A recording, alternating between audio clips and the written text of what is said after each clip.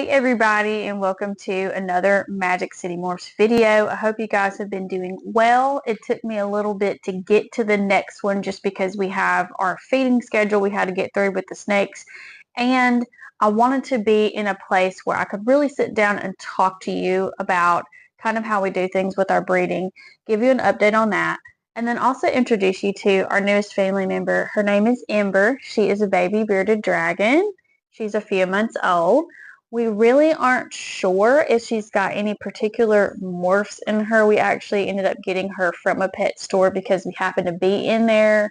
We had everything that we already needed to get a bearded dragon. We just didn't actually have the dragon yet. And we saw her, and she was the only one out of all the bearded dragons there that had any sort of red coloration to her. She's got a little bit of dark, almost like dark blue or gray on her back.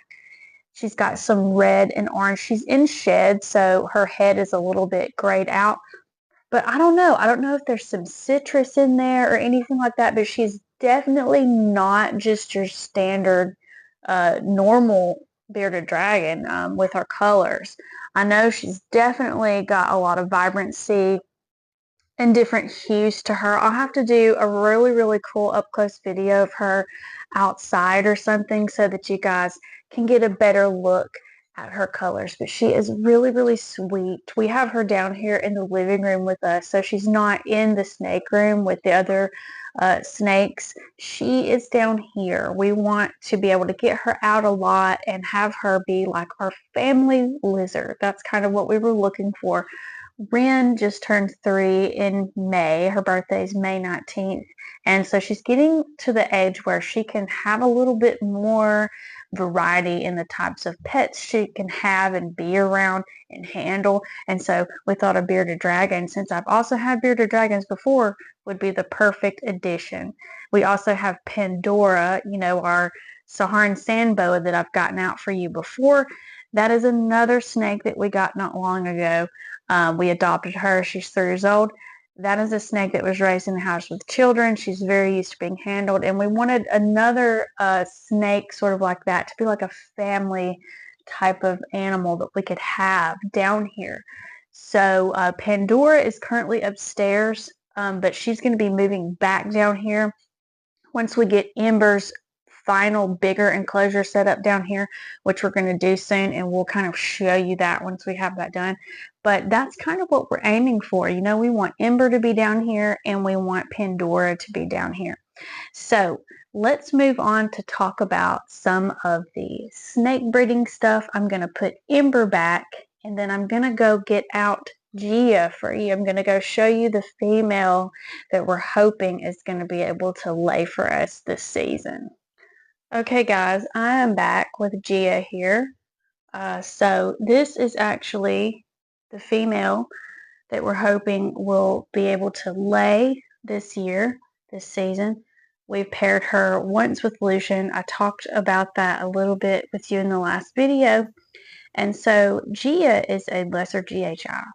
So we could possibly get some blue-eyed Lucies like Lucian, white snakes with blue eyes.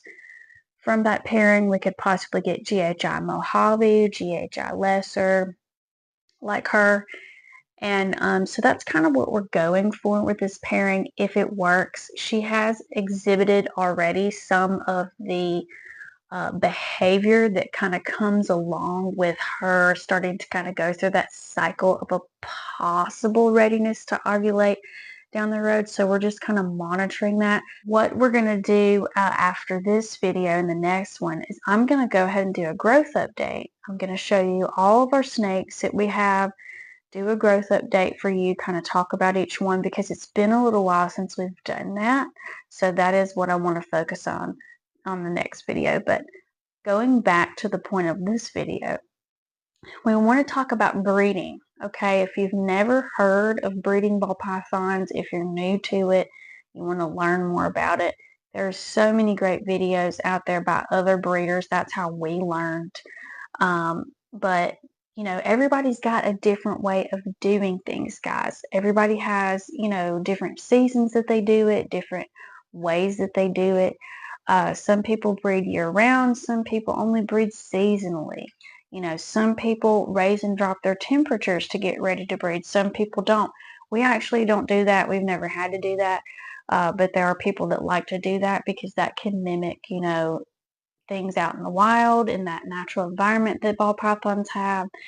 But what we do is we pretty much breed year round, but we mainly kind of aim towards the hotter months to start our pairings in the hopes that we will get fall babies. If we don't get fall babies, that's fine. Our first go around, we actually got summer babies because Priya actually laid before May.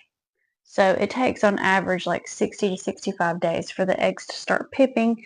So you have to kind of account for that when you're planning on your clutches. And then the other thing is we don't do a lot of clutches at one time, guys. We'll do like two. We'll do like two pairings. Right now we only have a couple of snakes, Gia and Lucian. They're actually kind of like ready to pair and breed.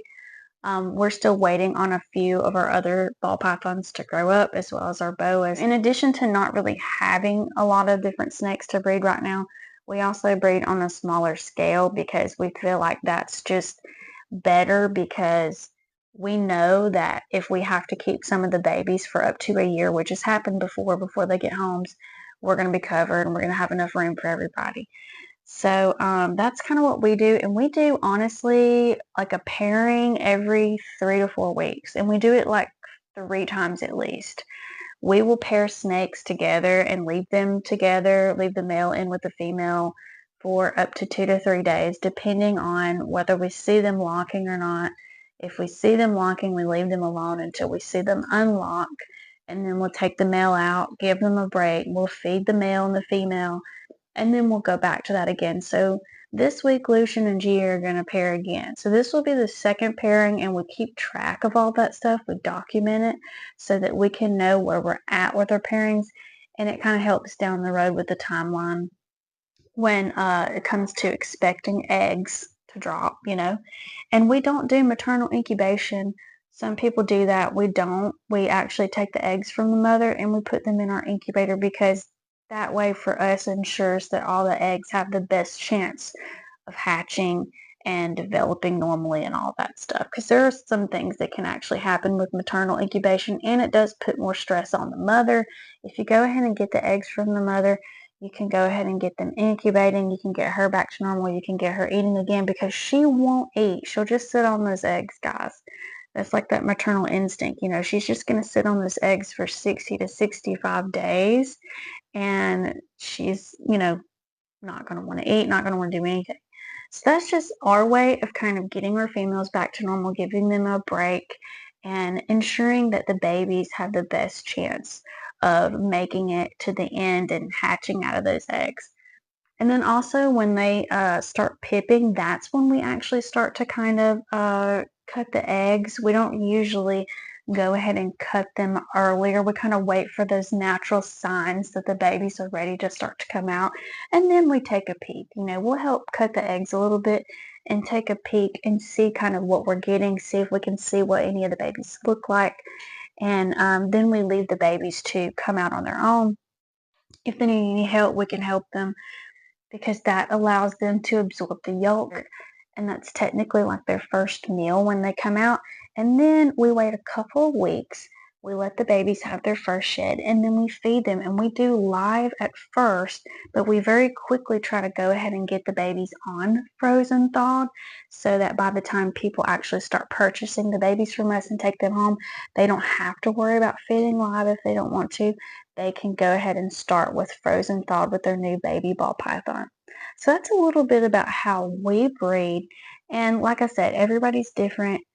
We can do a more in-depth video on the whole entire cycle of breeding, like what the females go through, ovulation, all of that stuff. If you guys want me to, just let me know down in the comments. We can certainly do that, because some people do get confused and they don't really understand a lot of the times, what all stages do the females go through? Like, how do you go from point A to point B when it comes to the very beginning of knowing when your female's ready to pair, pairing, and how do you know they're close to laying? A lot of people have those questions. So if you guys want me to do a video about that, I certainly can. In the meantime, we are going to say goodbye to you, and we will have another video for you soon. We'll do a video, like I said, of an update on all of our snakes and kind of where they are at with their growth, and we'll talk to you a little bit about them, their breeding purposes here with us, like who's going to pair with who, what to kind of expect in the future. We'll just update you on where we're at with everything. I hope you guys enjoyed today's video, and we will see you next time. Have a great one.